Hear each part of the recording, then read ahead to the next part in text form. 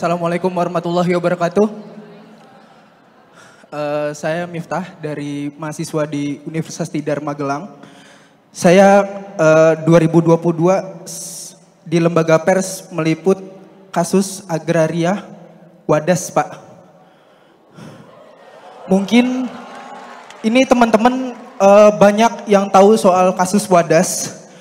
Terakhir 20 Desember 2023 terjadi mediasi antara warga Wadas dengan pemerintah yang berlangsung di Pengadilan Negeri Sleman, Yogyakarta dan berakhir deadlock, Pak. Buntu sampai detik ini. Kasusnya dari 2014, Pak.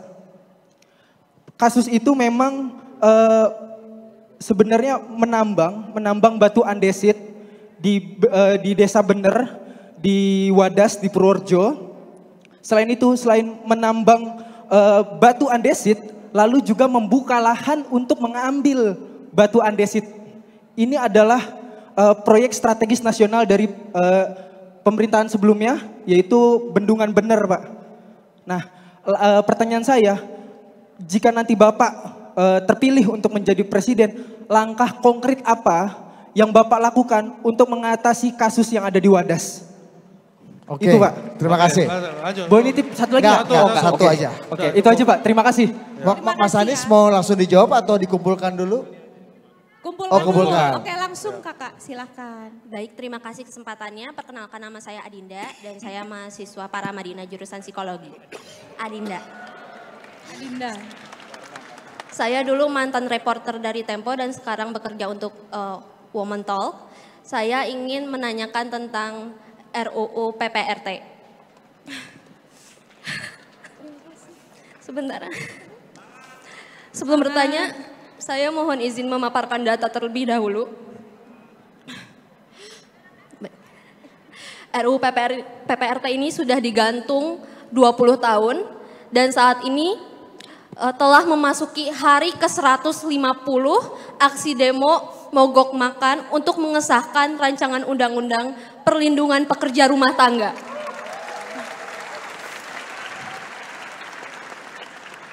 Akibat tidak disahkannya RUU ini mengakibatkan 10 juta pekerja rumah tangga bekerja tanpa perlindungan dari payung hukum.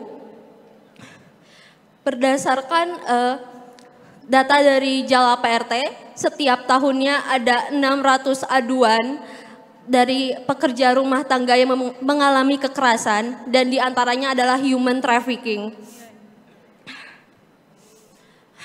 Semangat, ayo kita kasih tepuk tangan dulu untuk Dinda.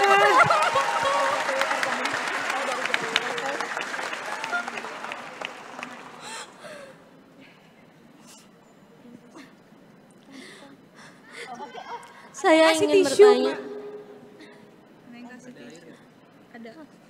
Nggak ada air kayaknya. Nggak ada. Air minum ada.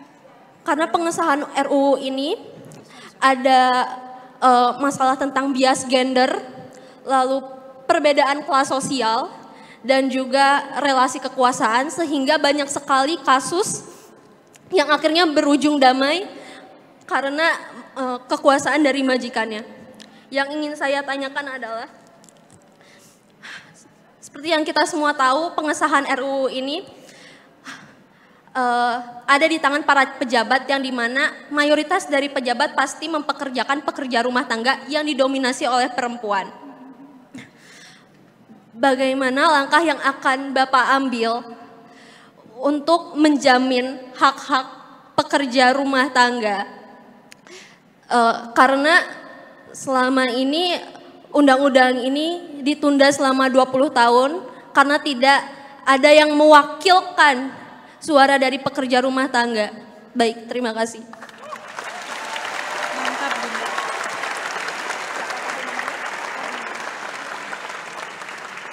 Keren. Silakan Ibu. Saya ikut nangis. Saya sendiri sebagai PRT, Pak. Saya di sini mewakili. Terima kasih, Dinda. Terima kasih. Kamu udah menyuarakan suara PRT. Perkenalkan, nama saya Suartini. Saya sendiri sebagai PRT. Saya udah lebih Saya udah lebih dari, pokoknya saya lulus SD udah dari PRT Pak. Jadi mungkin lebih dari 25 tahun, mungkin bahkan lebih. Karena umur saya sekarang udah 45 tahun. Jadi saya juga berkaitan yang dipertanyakan dengan Dinda itu, kita itu satu jaringan organisasi yang bergerak di bidang perlindungan untuk PRT. Jadi saya di sini hanya mau menyampaikan bagaimana Pak Anies memberi arti kehadiran dan peran PRT. Apakah Amin kelak mendukung pengesahan UU untuk perlindungan pekerja domestik atau PRT di Indonesia? Kami sudah berjuang 20 tahun lebih, tetapi dihambat di DPR. Bagaimana terobosan Bapak mengingat koalisi Bapak kecil hanya 3 partai? Seperti itu. Saya dari Jala PRT mewakili 6 juta PRT di seluruh Indonesia.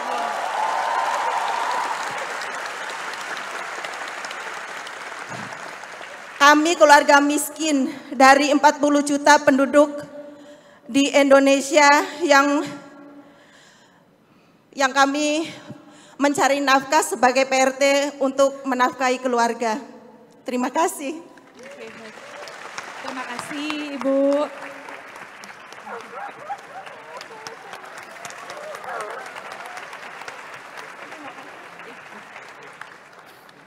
Yuk duduk, mau aku bantuin? Sini sayang.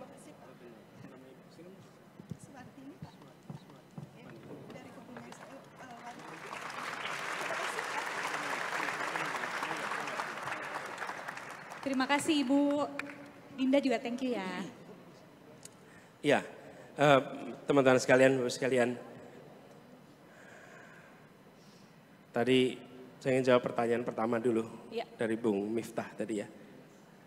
Miftah dari Universitas Tidar Magelang, langkah konkret apa yang diselesaikan? Begini, Bung Miftah, prinsip yang kami adopsi adalah prinsip keadilan kesetaraan.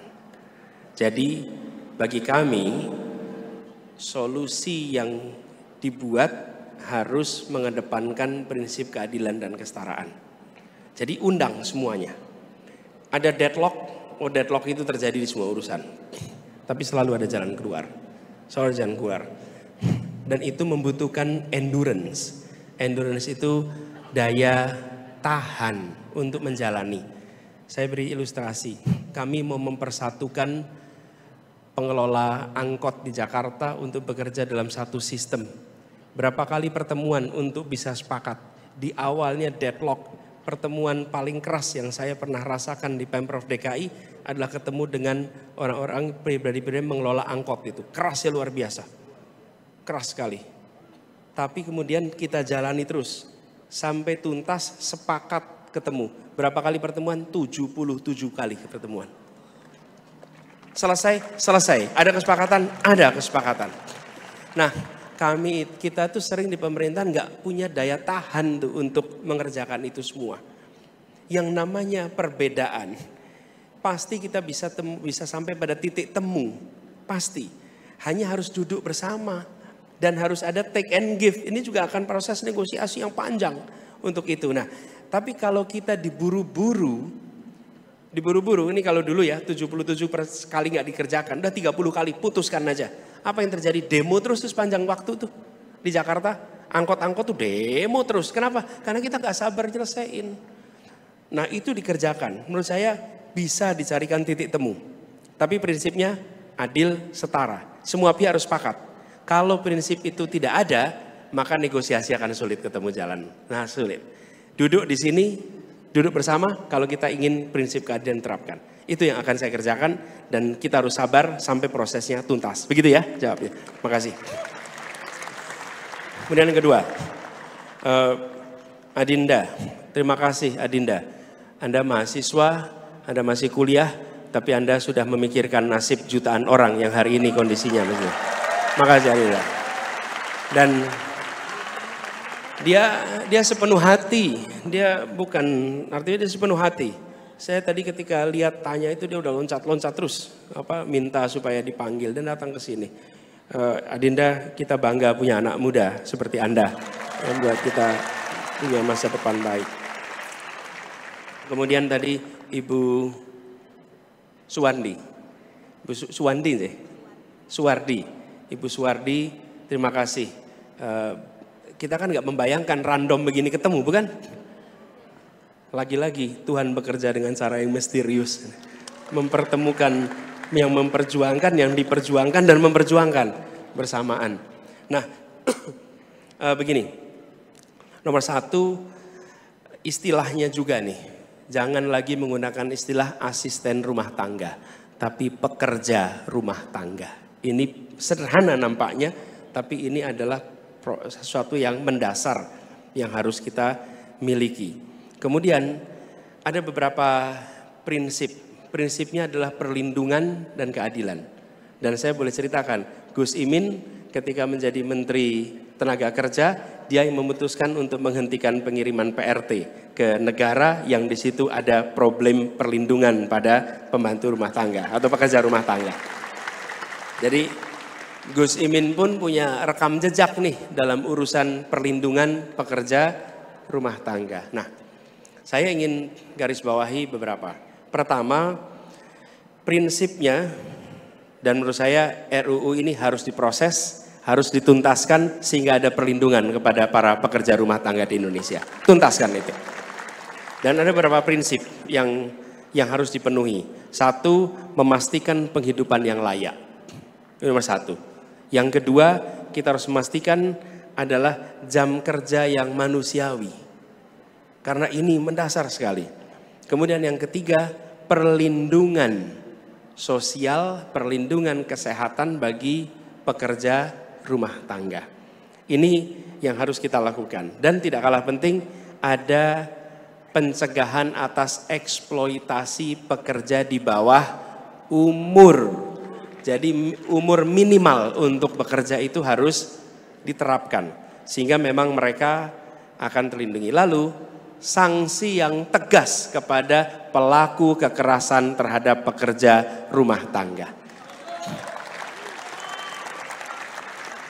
Dan kita di pemerintah harus menyediakan balai-balai pelatihan sehingga mereka memiliki keterampilan yang membuat mereka bisa bekerja lebih baik dan mudah-mudahan mendapat pekerjaan yang lebih baik.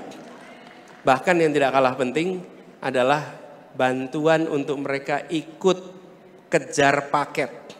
Karena banyak pekerja rumah tangga adalah anak-anak yang putus sekolah di kampungnya. Kalau mereka berada di perkotaan, mereka harus diberi akses. Berikan hak untuk belajar lewat PKBM sehingga mereka bisa dapat kejar paket A atau paket B atau paket C. Sehingga mereka bisa mengerjakan itu. Kami punya pengalaman Bu soal ini. Ada pekerja rumah tangga di tempat kami yang bekerja hanya lulusan SMP. Dan kemudian lulusan SD mungkin, dia kejar paket. Kejar paket SMP, kejar paket SMA, dan sekarang dia sedang kuliah di universitas untuk dapat gelar sarjana bagi dia. Oke?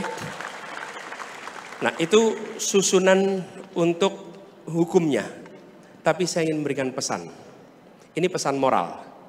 Ketika saya bertugas sebagai presiden, maka saya akan mengirimkan pesan moral ini kepada seluruh keluarga yang merekrut pekerja rumah tangga. Apa pesan moralnya? Pesan moralnya begini, jangan pandang pekerja rumah tangga itu semata-mata sebagai pekerja. Oke? Tapi pandang mereka sebagai saudara sebangsa yang harus ditingkatkan harkat derajat sosial ekonominya di masa depan. Ketika di rumah Anda ada 2 orang pekerja rumah tangga, maka lihat ini sebagai sumur pahala bagi Anda. Mereka bekerja di sini, tapi mereka gantungan hidup keluarganya di kampungnya. Maka lindungi mereka, berikan mereka yang cukup, bahkan kalau perlu beri yang lebih. Bukan hanya pada pekerja rumah tangga. Bila Anda punya supir, maka pikirkan apa yang dimiliki oleh keluarganya. Misalnya, beri telur untuk 1 bulan keluarganya. beri beras untuk 1 bulan keluarganya. Bukan bentuk rupiah, tapi Anda tunjukkan saya sedang mengangkat derajat saudara sebangsa karena saya diangkat derajatnya oleh negara sehingga bisa makmur seperti sekarang ini. Semua kelas menengah di Indonesia adalah hasil pendidikan. Semua. Dan mayoritas dulu bisa sekolah, bisa kuliah karena pendidikannya itu murah. Pendidikan murah, sudah diangkat derajatnya oleh negara, sekarang bantu ngangkat derajat saudara-saudara kita. Jadi memandang pekerja rumah tangga itu bukan sebagai hubungan industrial, tapi sebagai tanggung jawab moral. Saya cerita nih soal ini. Satu ketika saya ngobrol dengan seorang teman, lalu dia cerita begini, wah mas saya lagi senang sekali ini. Anak, dia menyebutnya ART di rumah, ya bahasa dia begitu. Anak ART di rumah, udah lulus SMA. Terus gimana? Alhamdulillah diterima di Fakultas Kedokteran sebuah universitas negeri di Bandung. Terus ya saya biayain semuanya sampai lulus. Terus saya tanya, itu biayanya gak murah loh Fakultas Kedokteran. Terus dia bilang apa?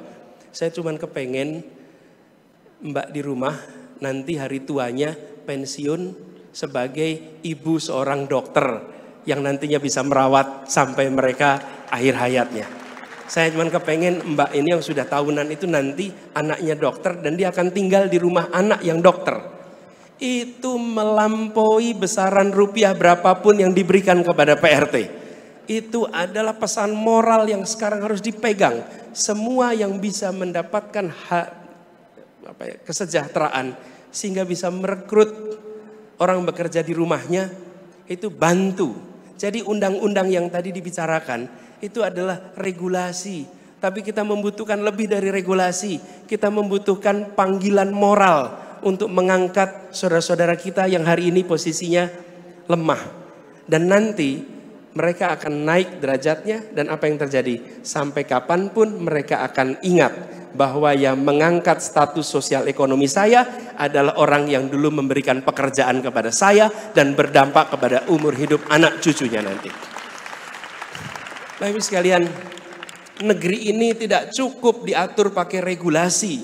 Negeri ini harus diatur dengan panggilan moral. Karena negeri ini dibangun dengan prinsip moral. Ya kita bikin aturannya, tapi yang tidak kalah penting kita ketuk hati semua orang yang memiliki kemampuan. Angkat derajat itu. Saya pernah ketika baru masuk Jakarta, saya cenderung nyetir sendiri kemana-mana. Karena ketika saya sekolah di Amerika nyetir sendiri, punya supir itu gak nyaman. Perasaan kayak gak nyaman waktu itu. Akhirnya saya terjebak macet 2 jam, 3 jam per berangkat kantor. Akhirnya ngalah juga saya. Akhirnya merekrut seorang pengemudi. Ini saya ceritakan dia, merekrut pengemudi. Apa yang kemudian transformasi pikiran saya? Saya gak pernah, seumur-umur saya tidak pernah memiliki pegawai. Dan ketika ada pengemudi, mendadak saya sadar hidupnya dia itu bergantung kepada kerja dia bersama saya. Itu mindset saya ubah. Ini harus dipandang sebagai tanggung jawab saya untuk mengangkat derajat dia yang hanya berpendidikan SMP supaya dia dan keluarganya bisa naik kelas. Itu pandangannya. Jadi pandangannya bukan ini sebagai pegawai, bukan, tapi tanggung jawab moral sehingga kita bukan hanya kontraknya, kalau kontraknya harus ada itu, tapi juga tanggung jawab moral lainnya. Anda datang ke bandara, banyak yang menjadi porter. Udahlah saya angkat sendiri. Kalau saya boleh anjurkan, panggil porter itu. Bapak angkat, walaupun kita bisa, ngangkat sendiri koper bisa. Tapi jangan beri dia pekerjaan dengan panggil. Porter silahkan angkat koper saya, ayo bantu. Bukan malas, nanti kemudian berikan uangnya. Dan saat berikan uangnya bilang, Pak tolong jangan dipakai buat rokok, pakai untuk pendidikan anak-anak, pakai untuk sekolah anak-anak. Dia akan pegang itu, dengan bilang, saya terima uang ini dan dipesan sama yang memberi. Jangan untuk rokok. Jadi ketika kita diberikan rizki oleh Allah untuk memiliki kemudahan secara ekonomi, tarik saudara-saudara kita yang di bawah. Ini pesan moral untuk mereka yang sudah diangkat derajatnya oleh negara agar mengangkat derajat saudara-saudara kita yang belum sejahtera. Itu jawabannya. Sorry lebih dari 2 menit. Gak apa-apa Pak. Oke. Terima kasih buat para penanya. Terima kasih buat Mas Hani. Gak berani kita motong Pak. Masya Allah masih banyak banget Ya. ya. Aduh, sampai situ juga. Iya.